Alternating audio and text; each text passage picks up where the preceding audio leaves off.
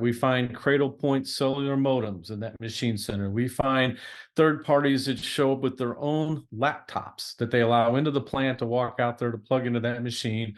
Or it's got some VPN concentrator in it of some sort that's allowing VPN connectivity all the way through the organization's enterprise network down to that machine center, completely invisible IT.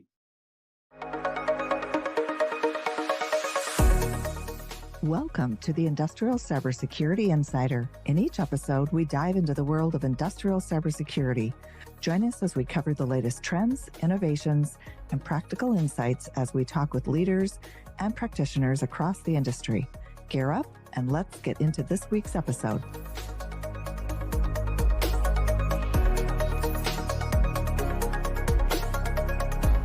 Hi, I'm Dino and with us today we have Jim Cook. I'm Jim Cook, and thanks for joining us today. What are we talking about today, Dino? I love that lead in that you go in like that. That's great. Today we're going to talk about this myth of the gaps between industrial control systems, OT, and IT.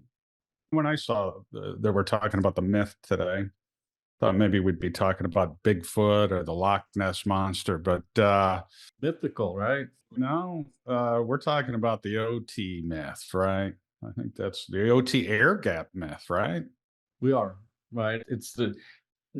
I think a lot of it is just the lack of communications between those two groups, right? The fact that they're not intertwined with each other in regards to the day-to-day activities of machine operations, plant production, plant floor manufacturing, and what IT is typically responsible for on their day-to-day activity as far as taking care of infrastructure that's primarily concerned about business systems. Right. Well, it's a great example. I was out on the floor this week and two different answers while you walked on the floor. One said, don't worry about that equipment. That equipment, not connected. It's air gap, not connected. Talk to a guy around the corner. No, all that stuff, that's connected, right? And even in the same facility, that communication isn't there. And that assumption of, oh, well, that's air gapped doesn't stand true, does it? No, it kind of boils down to responsibility, right? Who is responsible for that asset, that plant floor machine? If it's not running for whatever reason, who's got to get it back up and running? And I know IT doesn't have that job, right? And so how do they know how the OT people solve that problem, right? And we know there's a myriad of ways that happens, right? We find cradle point cellular modems in that machine center. We find third parties that show up with their own laptops that they allow into the plant to walk out there to plug into that machine. Or it's got some VPN concentrator in it of some sort that's allowing VPN connectivity all the way through the organization's enterprise network down to that machine center, completely invisible to IT, right? They don't know what they're going to. They don't know what they're doing. They don't know if they're doing upgrades, if they're changing anything, file transfer. They don't know if they're scooting around and looking at other things that shouldn't concern that third party that's looking at other machine centers in that environment just because of the way the control systems network. It's not their concern. And we see that all the time, right? I mean, when you really get into the nuts and bolts of it, when you're out on that plant floor, and you get all the liars in the same room, as I like calling it, and to your point of your meeting last week, all of a sudden you realize that they're not on the same page. No, I had to introduce them to each other, and I think they had worked together for years. And I've seen that too. I've witnessed that. I've met IT directors at manufacturing environments that have been there managing that infrastructure for 10 years that don't even know what a PLC or an HMI are. You know, they don't know what those things do or what they're all about, right? And so they would normally. Yeah. And it stems from, like you said, IT's not my job. OT, they're not thinking about it. They're just getting support. So nobody's asking the right questions, getting everybody in the room, introducing, hey, Steve, Bob, you guys have worked together for 5 years. Tell your version of what that machine is doing, right? And then suddenly that myth sort of just flutters away, right? Holy cow, we didn't even ask that question. We didn't even think about that. Hey, I want to talk about a couple of things because we always hear this, right? Because that's the not connected, right? Don't worry about that. We're air gap. We're not connected, right? A couple of scenarios that I love to see, right? And one is no, we're not connected. Okay, you always ask the question, well, how do you get remote support on that? Do you get remote? Well, yeah, if something breaks down, we got to get remote support. Well, how do they get in if it's not connected? Oh, they dial in, right? And we're like, well, all right. I mean, you and I got enough gray hair to remember the days of dial in, and you actually had a dial in modem and it wasn't connected and somebody dials in, but that's not the case, right? You mentioned it before, cellular modems, right? And they might use the term dial in, but hey, your machine is actually connected to the internet, via this cellular modem. Boom, the myth disappears, right? What's another one? Oh, another one I love, Dino, is when those devices in there, you mentioned something like VPN concentrators, maybe there's switches. Some of those have dual purpose and they have Wi-Fi capability in them. And one of the great ones we've seen is, we needed support, so we just hooked it up to the guest Wi-Fi, right? Right. The guest Wi-Fi.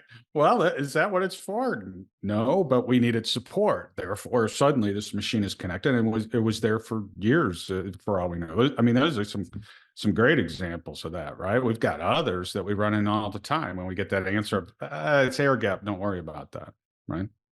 Yeah, and it's, there's a cost associated, right? Downtime is very, very expensive. And that's why that remote support is really, really important, right? Because having a few hours of downtime can cost you tens of thousands or hundreds of thousands. You have a day or two of downtime can get up into the millions. And that's not a pain point that IT organizations feel, right? The plant does, right? And so that's why they cook up these remote access connectivity strategies into their environment, right? I've seen plant managers put in their own internet access. They didn't care what IT had to say or the enterprise. It didn't make any difference to them. If I need support, I don't want to go through all the rigmarole of trying to get somebody in here to fix this machine. This costs me 50 grand an hour. I need to get that thing back up and running, right? And IT can pound their chest all they want. And the plant manager, that's how he gets comp, right? That's how well that plant operates. So He's getting things done, right? He's getting the stuff out the door. and so IT at some point, I don't want to say they give up, but they play in their sandbox, whatever their demarc is within that plant. And anything on the other side of that is not their problem, right? And so when we get into the business that we're in, when it comes to cybersecurity, we have to change this dynamic. And a lot of it is just getting these folks together and having a conversation, just like when you introduced those two guys last week to one another. Joe meets Sally, Sally meets Joe. Let's talk about what's going on in here, what's really going on in here, right? And start trying to determine how can we do a better job of securing and protecting this environment, right? What does this remote access look like? How's it being handled? I mean, we were in a client a few weeks back, and the way that they handled it is they just had cable that they would plug and unplug when they wanted that OEM in, right? The cable's just dangling inside the panel, right? This isn't a rack for you IT folks. This is a machine center out on the plant floor where PLCs and HMIs and drives are at. And there's a drop dangling in there that's coming from the IT network. That when they need that third-party support, they just walk out there and plug it into the switch out there on that floor, right? But nobody can see what's going on. That third party gets in there, they do what they're doing, and nobody's the wiser. You hope the controls folks who have no tools to monitor what's going on in there per se, that all they know is the filler that I had that wasn't working correctly, within an hour, they had me back up and running. That's all I care about, right? And now the question is, well, did they unplug the cable or did they leave it in place, right? And nobody knows. You're just hoping that whoever plugged it in was smart enough to go back out there, remember, maybe tied a string on his finger or something, say, hey, you need to go back and check that connection to make sure you pulled it off, right? Yeah, another variation that's scenario where we've seen, right? They plug it in the IT network, and IT network may have some sort of blocks on it, and they can't do it. So what do? They start plugging it into stuff and see if that works, right? There's vending machine networks. You mentioned even just plant managers bringing in their own internet connection, but there's vending machine networks are everywhere, right? There's actually OT supply vending machine networks out there, and most of anyone brought their personal. I mean, great systems, great concept. They bring in their own network, but if it doesn't work on the first network, they'll keep trying on that next network, right? And they'll just plug it in, just like you said, because I got to get that machine back up and running. And we've seen that, right? We've seen cables that go off to nowhere, and they say, I don't know what that's plugged into, but those guys can get in. They can get the machine working. And then you have all these mergers and acquisitions that go on too, right? So all of a sudden you have a manufacturer that had 10 plants and now they got 15 or 18 plants that they're not really even sure what's in there. They just know what it makes. But they don't know how anything about the control system infrastructure. They don't know anything about the network that's in there running inside of that plant. There's no drawings, there's no documentation. The people that built that stuff have left long years ago. And so now the question is how do you even support that, right? How do you even manage that environment in a consistent manner for safety, quality, and from a security perspective, right? And if you can meet the first two, safety and quality, everybody seems to be happy with that, right? But when it comes to security in that environment, and I'm talking about digital security, cybersecurity, it's tough to find an owner within the plant that owns that. There's some executive and some team off in the ivory tower somewhere within the environment, within the organization, who kind of sort of owns that, kind of sort of. But when it comes down to that local level, I mean, there's nobody that owns it. And that's a dynamic that has to change if you were trying to do a better job. And you're going to have to get better if you want cybersecurity insurance. You're going to have to get better if you're a publicly traded company and your company gets hacked. Now in the SEC regs, you got to tell your shareholders that, the people that buy stock in your company, so that they know how good of a job you are protecting this, because we've seen brands take hits with cyber attacks, right? It costs tens of millions, hundreds of millions of dollars. And then the hurdles they got to go through after that, right? So to get cyber insurance even after that. That one of the things is, then how do you know, right? So how do you know, with all these things and scenarios, right? How do you find Bigfoot? How do you find Loch Ness out there, right? These myths, or how do you dispel the fact that Bigfoot doesn't or does exist, or Loch Ness does, in these scenarios, right? Because one of the challenge, I'll put this challenge, and we touched on, but if you go out and ask, or if you do a survey, you send an email and say, hey, what's connected, what isn't? One of the things that we find, we'll run into the guys on the floor that are reticent, that on purpose, they're going to tell you it's air gapped. Why?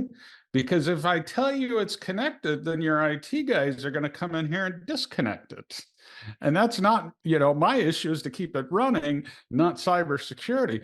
So how do you figure it out when it's difficult to get that answer and to get everybody in the same room, Dino? They definitely will try to be evasive when that question comes up, when you have people that know what they're looking for and why they're there, right? And I'm not talking about your system integrators that are out there just trying to help you with your control system to be able to make it run more effectively and do predictive maintenance on it and things of that nature, to give you some level of support. But somebody who's actually looking at the bigger picture of how that control system network fits into that overall plant, and how it fits in to the enterprise, and how it may or may not be connected to the internet, right? And so the key in my mind is, how do you educate those folks, right? How do you assign responsibility to that as a CISO? What is your job when it comes to the plant floor? Where do you stop? You going to go all the way down to the Windows 7 machine sitting out there on the plant floor? Because most of those guys, they don't want to have anything to do with that damn box, right? Forget that. Keep disconnected. That's what they would tell you to do. Yeah, but it's front of my packaging line. That's how y'all get paid. As long as that packaging line is putting liquid in a can or a bottle, or making chemicals or meds or whatever it might be doing, they're not going to disconnect. And the recontrol effort around that could cost millions of dollars. Right. And so you're going to try to say, well, we'll just put in zero trust and call it a day. Well, then it's not going to work very well. And then we can talk about the reasons why zero trust has its challenges in that space. Again, remote support being one of them, maintenance activities being another one. when they're running around the plant trying to fix stuff, during a planned downtime, scheduled maintenance window. And all of a sudden they can't get to all the process areas, cells, zones, lines because somebody's locked them out, implementing, ACLs and or firewall rules around these zero trust strategies. And now all you're doing is slowing down my maintenance window because I only wanted to be down for 2 days and now I'm down for 4 days. One of the things that I think is effective in here, because those are just tons of challenges to get to the truth, right? What we're finding is very valuable is to hire the Bigfoot hunters, right?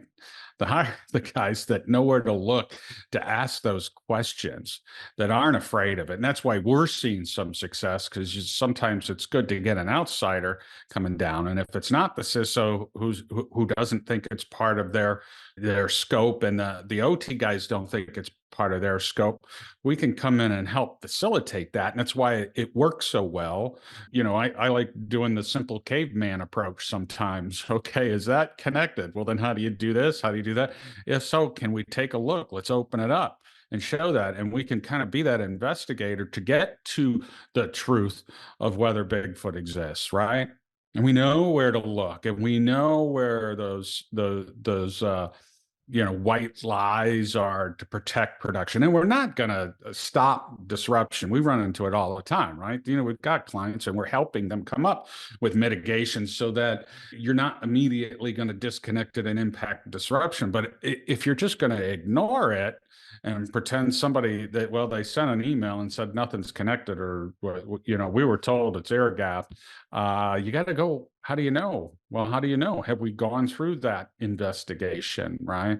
And gotten down in there with them to say, hey, how is it really happening?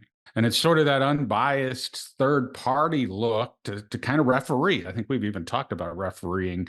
I don't know if refereeing marital counselors here is the right analogy, but a little bit of that by saying, okay, we've got some issues on both sides. Let's first start and really define what the situation is here, right? Yeah.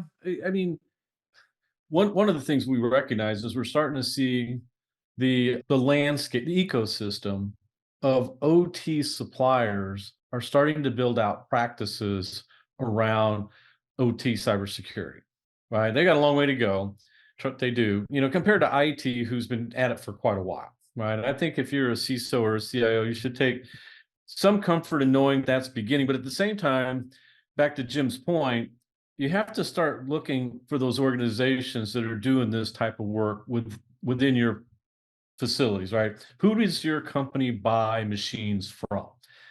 And some are very, very specific on who they buy from, and some of them buy equipment from all over the world, right? Just depending on the vertical that you're in.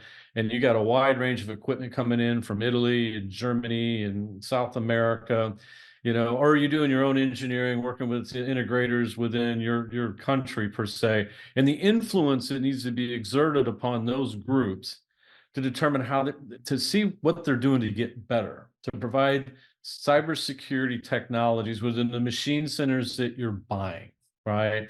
And that's kind of missing in this debate, right? We're not seeing that happening. We are seeing the practices being built within these organizations, within these automation technology suppliers, if you will, again, that ecosystem of OEMs and system integrators, and even the Rockwells and the Siemens and the Honeywells and the GEs and Schneiders, all of them have developed practices. You as a CISO or CIO should be investing some time and energy into those companies and who it is you're buying from, right? Who are you buying your packaging lines from, right? Who's building those for you? You're not building them yourself. You're buying those from somebody else. You don't build your own car, you go buy a car, right? And so who are those folks? And what are you doing to improve that relationship with them if you're the one that's responsible for cybersecurity on that plant floor?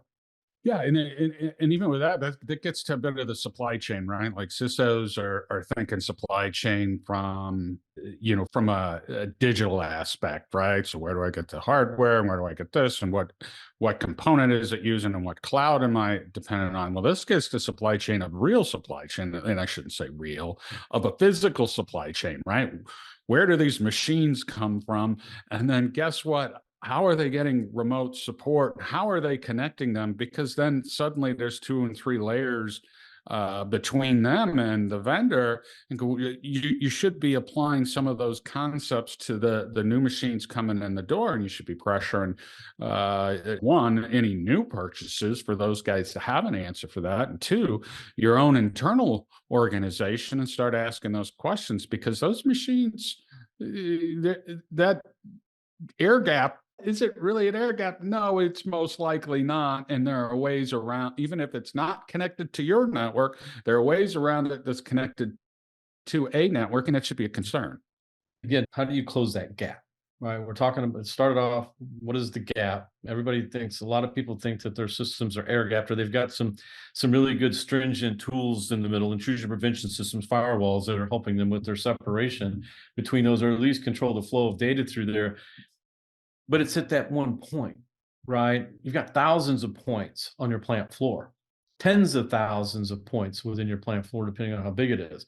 How are you controlling that access? You can't just control it at one point somewhere to demarc in the plan and say, hey, I've got it figured out. I've got this firewall, even though it's got a lot of holes in it because of all the different industrial protocols and applications I got running on the plant floor. I have to open these ports up for these things to flow freely, right? File transfer. Do you need file transfer on your plant floor, right? Do you need telnet sessions on your plant floor?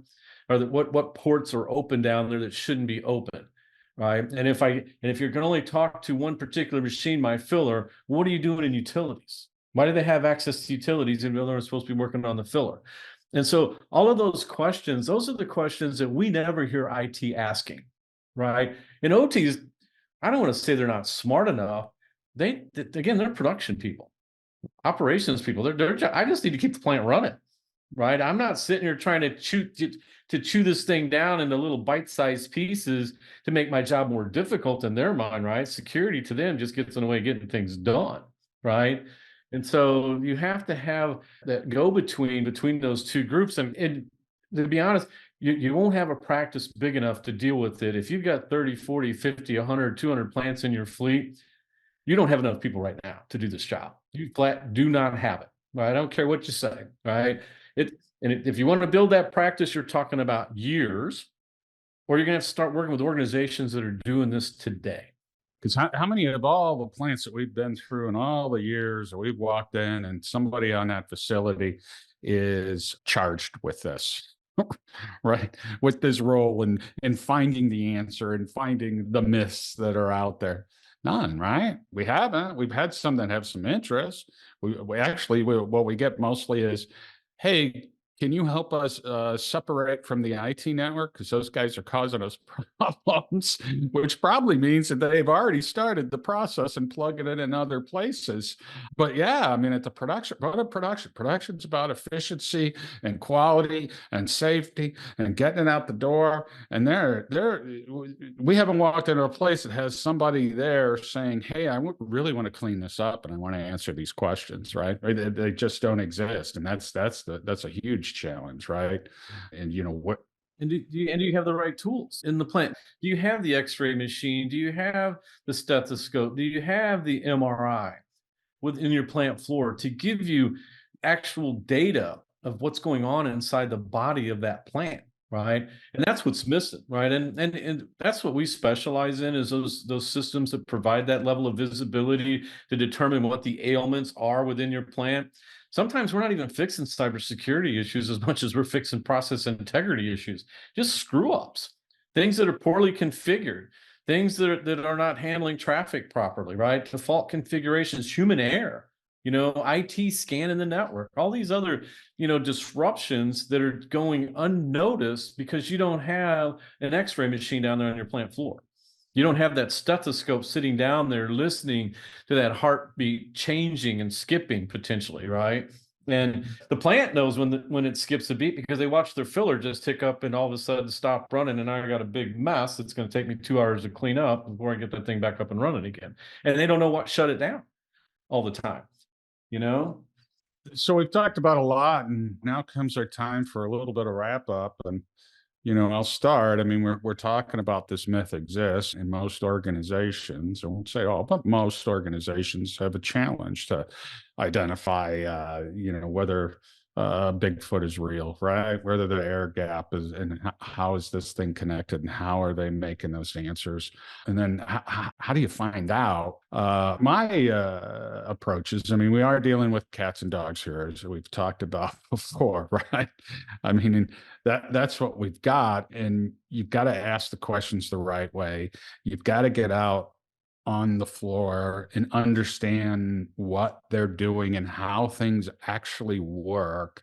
Don't trust the answers that you're going to get through email or little forms or position statements. You got to get out there, because there's always things that we discover, that they discover when you have those conversations, when you get the cats and dogs talking to each other. You find out that maybe some things are going on that they don't know how to go on. So my recommendation is, air gap's a myth. You need to understand within your organization that it is a myth. Where is it at? Who's the responsible party, and how do you want to address it, and how is it addressed as an organization? And it's the things that we run into all the time. It's the things why we can really bring that value to the table, because it's opening up the panels, it's having the conversation, it's asking the right questions in the right format, getting all the people in the right room. But that's kind of my action item for everyone listening, and trying to understand whether or not, well, we've been told it's air gapped, but I guess we've never checked. You always like to say trust but verify, right? And this is a good way to verify. So with that, I'll hand it over to you and let you do your wrap up, Dino. What I would say is a snapshot in time is not good enough anymore. For something that you think that you went through in the last quarter, last year, or 2 years ago, it's changed, right? And so what you thought you might have saw then is not the same today. Machines come and go in your plants all the time, again, depending on the size and scope of your facility. Not only do the machines change as far as life cycle replacement types of activity, but also the configurations of those machines, the activities of those machines. You need to stay diligent in this from the standpoint of really understanding how that plant floor operates, right? From a digital perspective. And the only way to do that is to have people that are looking at it holistically from, I understand the IT piece, I understand the network, I understand the firewalls, I understand, the certain security policies and procedures and risks, but then I also need somebody to tell me how that plant operates on a daily basis, weekly basis, because things change, right? One day we're making this product, second day we're going to make that product, we're going to make a line change up, I'm going to bring this machine in, take that one out, and I'm going to reconnect it. And you don't know what the machine that's been sitting out, what it's coming in with, because you don't know if anybody's touched it, right? And so the question becomes is, how do you stay diligent in accessing the data in that environment, right? And that's the hard part, in my view. And people are not doing that. That's where you need to start looking at, do I have enough people in my organization to do this? The answer is no, you don't. You have to, there has to be a few people at the plant level that's responsible for a lot of this. It's not somebody sitting in an ivory tower a country away or states away who's going to manage that plant floor at that level for it. It's not happening. It's just not. Otherwise, the plant manager wouldn't be in the plant. The plant manager would be in the same spot. And that's not how you operate. The plant manager is at the facility. The GMs are at the facility. And there's a reason for that. Yeah, that's an excellent point. You want to trust but verify, but then you got to have that continuous monitoring in place, right? So you're building a capability out there, because it sure is a lot easier to deal with as the change comes, as opposed to trying to unwind decades and some sort of history and changes of what's going on. It becomes changing the tires on a moving car. But if you can get those ongoing capabilities built into your organization with tools and assign roles, responsibility, and resources, you can be in a better position moving forward. Yeah, it's a day-to-day, almost shift-to-shift kind of role. You said shift to shift, right? With the F? Shift.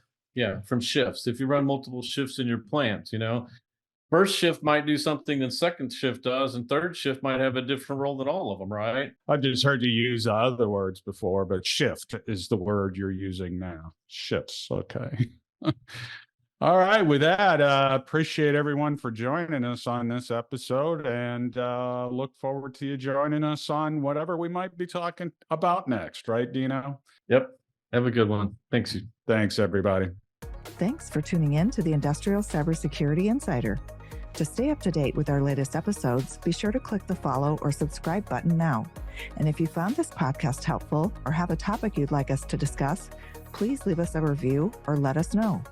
Thanks again for listening. See you next time.